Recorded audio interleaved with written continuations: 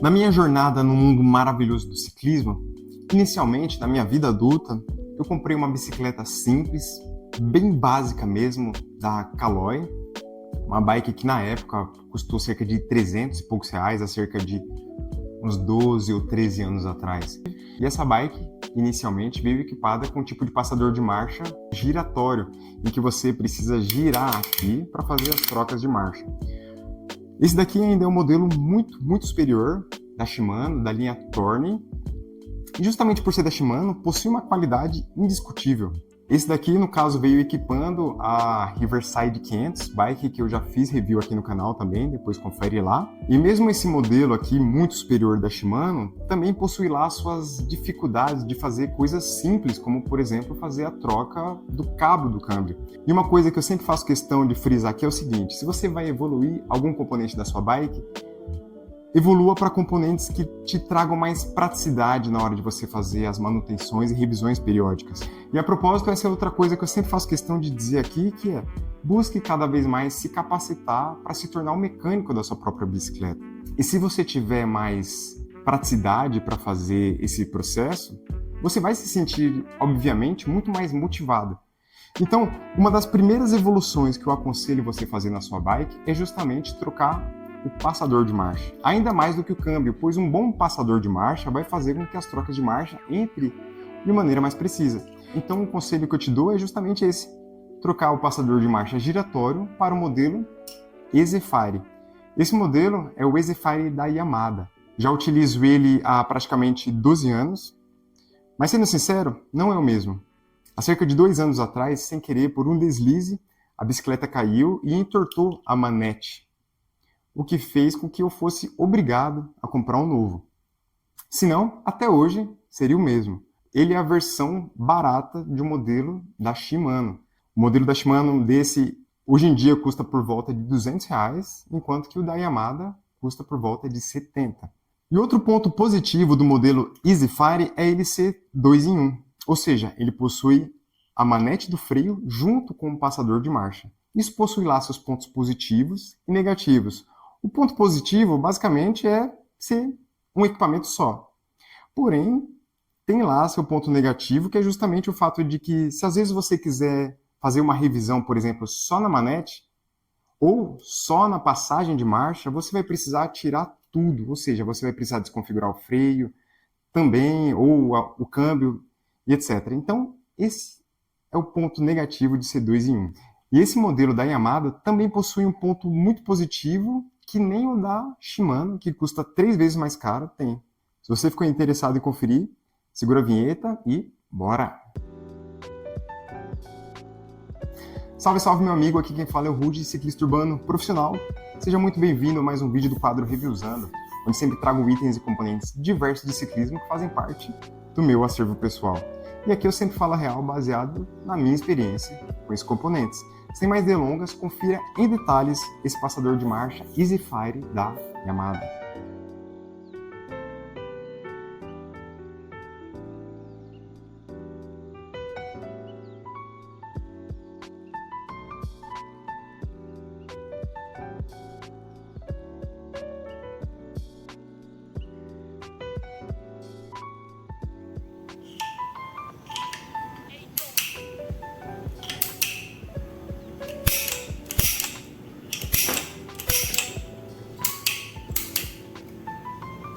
Ele possui todo o corpo em alumínio, assim como as manetes, o que é um ponto muito positivo, pois em alguns modelos de entrada da Shimano, como por exemplo da linha Tourney, por mais que tenha um valor muito elevado, as manetes são em nylon.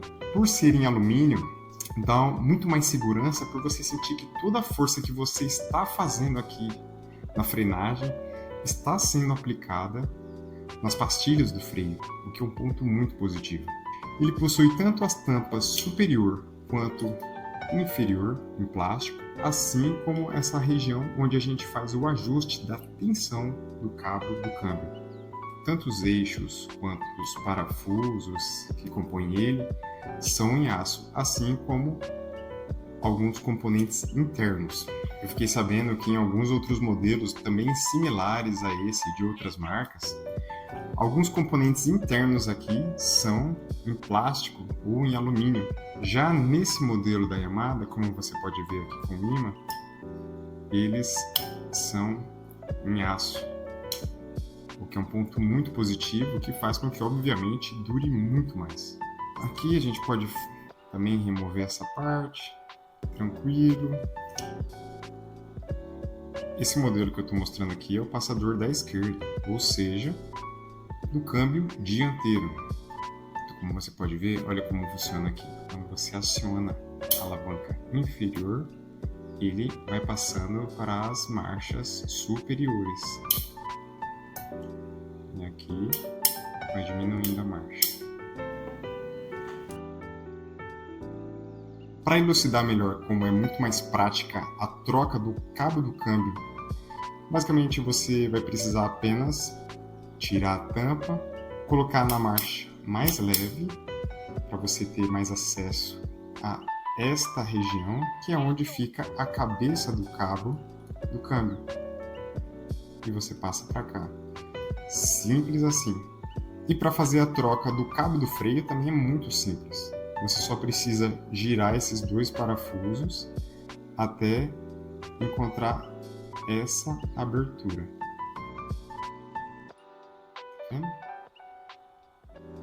Você gira até as duas aberturas se encontrarem e você coloca a cabeça do cabo do freio aqui. Percebe o quão prático é um componente como esse? Outro ponto muito positivo desse passador da Yamada é ele ser 100% compatível com os câmbios da Shimano. As trocas de marcha vão ser excelentes, pode ir sem medo. Este parafuso serve para fazer o ajuste da tensão do cabo do câmbio dianteiro. Como disse, aqui é o passador da esquerda. E também tem o ajuste da tensão do cabo do freio. É muito comum ter o ajuste no cabo do câmbio dianteiro, pois o câmbio dianteiro não possui parafusos de ajuste de tensão, diferente do câmbio traseiro. O modelo da Shimano não possui este tensionador de cabo do lado direito. Este simples detalhe te possibilita ter muito mais praticidade, pois você pode fazer um ajuste fino da sua bicicleta enquanto você está pedalando. E pronto, você não precisa parar a bicicleta, descer dela e fazer o ajuste direto no câmbio. Este é um dos maiores pontos positivos deste passador de marcha da Yamaha. Agora, vamos para os pontos negativos. Se você estiver curtindo esse vídeo, demonstre isso deixando seu like. Aproveita também e se inscreve no canal e ative o sininho para não perder os reviews mais detalhados do YouTube. Reviews esses que eu gostaria de ter assistido na época em que eu escolhi esses componentes.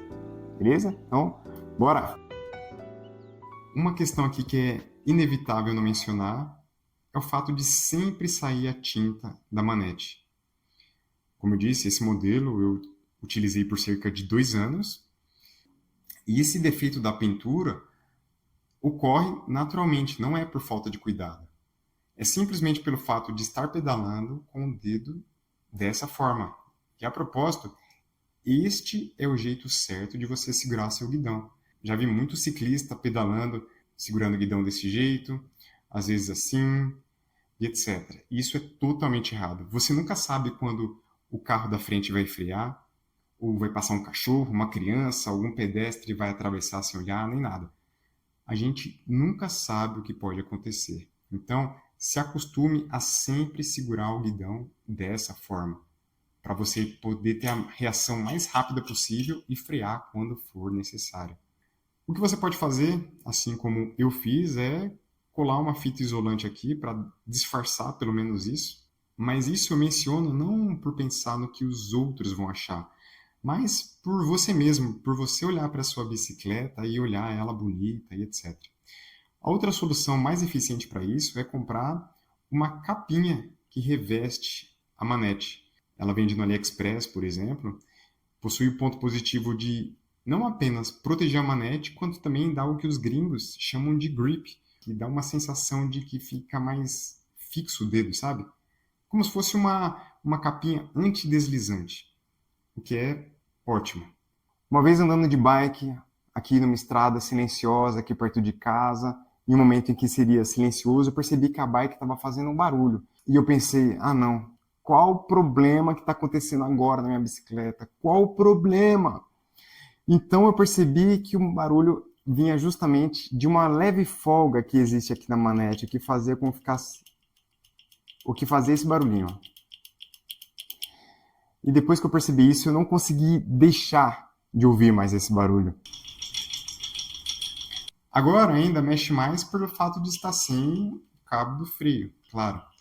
Mas o simples fato de você estar pedalando e devido à vibração do solo faz com que fique um barulho constante.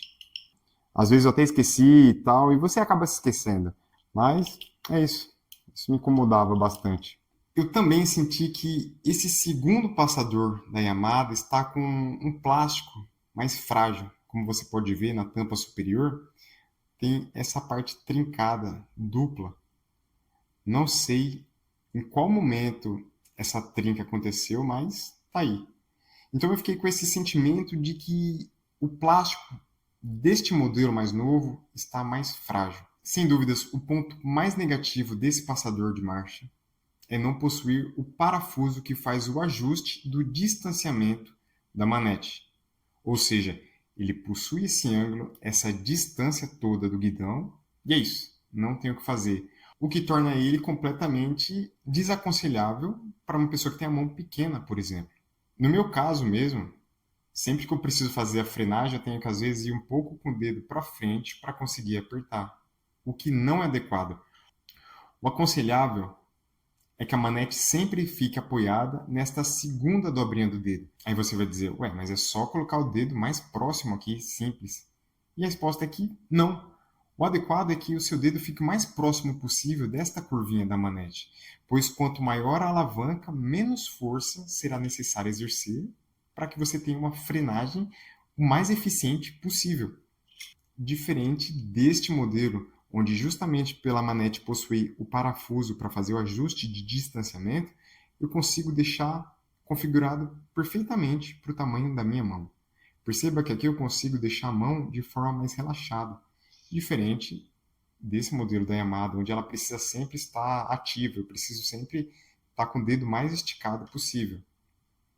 Então, este é um dos pontos mais negativos desse modelo de passador. Então a dica que eu te dou aqui é o seguinte: para compensar a falta desse parafuso de regulagem, uma coisa que você pode fazer é colar uma borrachinha, ou aqui no braço da manete, ou nessa outra região interna.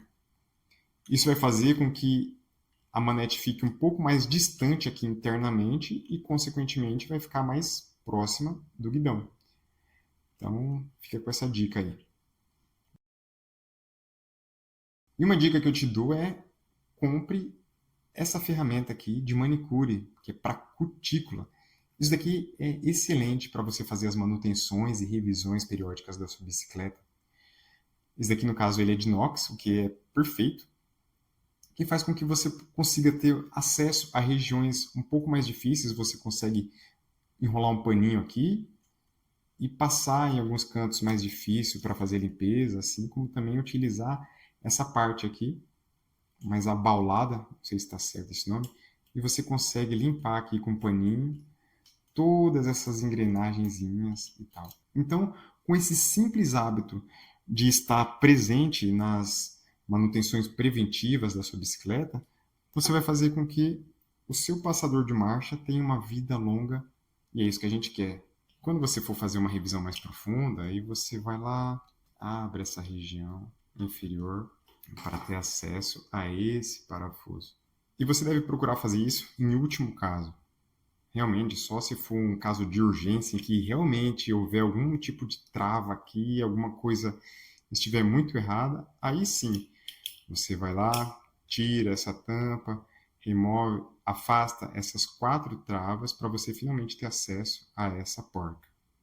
E depois dessa porca removida, você tira esse parafuso aqui com muito cuidado, porque vai pular, pelo menos aconteceu isso comigo, pulou mola e etc. E foi muito, muito trabalhoso montar de volta. Isso já faz muitos anos, eu suponho que hoje em dia seria mais fácil, mas ainda assim eu percebi que não há necessidade de fazer isso. Realmente, só em último caso. Basicamente é isso, não tem muito o que ser feito. E até aconselho que você justamente evite desmontar essa região, dá muito trabalho. Procure então sempre de tempos em tempos limpar aqui as molas, limpar essas pequenas engrenagens aqui ao redor. Coloca um pouco de graxa slick, uma graxa mais fina, para que flua bem o movimento aqui. Basicamente é só isso, não precisa ir além desse tipo de revisão preventiva. E você, já utilizou algum componente da Yamada? Deixa nos comentários a sua opinião e, a propósito, compartilhe com aquele seu amigo querido que está querendo dar um upgrade significativo na bike para curtir ainda mais os rolês com você.